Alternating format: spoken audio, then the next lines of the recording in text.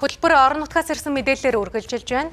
Дундгой аймгийн Адаа-цэг сумын малчин Батхуйг отхон жаргалнаар улсын авраг малчин болжээ.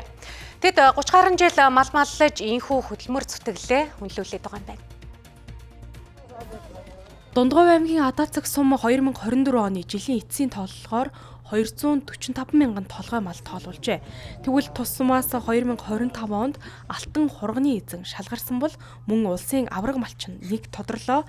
Тодруулбал Батхуйг отхон жаргалнаар 30 гаруй жил мал маллаж ийхүү улсын аврагын босгонд хүрч төр засагтаа үнэлүүлж байгаадаа баяртай байна. За Батхуйгийн аав Монгол улсын гавьяат малчин хүн. Аав ээжийн үеийн удмыг үргэлжлүүлэн авч яваагаа тэрээр уучлалаа. Малчгийн салбарт дүр бүтээлтэй ажиллан амжилт гаргасныг үнэлж Монгол Улсын засгийн газрын 2025 оны 87 дугаар тогтоолыг үндэслэн улсын авраг малчин цолны үнэлэг тэмдэг олгоо. Энэ сайхан шагналтыг аваад их баярлж байна. Нутаг орон аав ээжийн минь буян заяа төвшиж нутгийн ард олон төр засаг маань бидний хөдөлмөрийг өндрөөр үнэлээд Монгол Улсын гавьяат малчин болсондоо баяртай байна.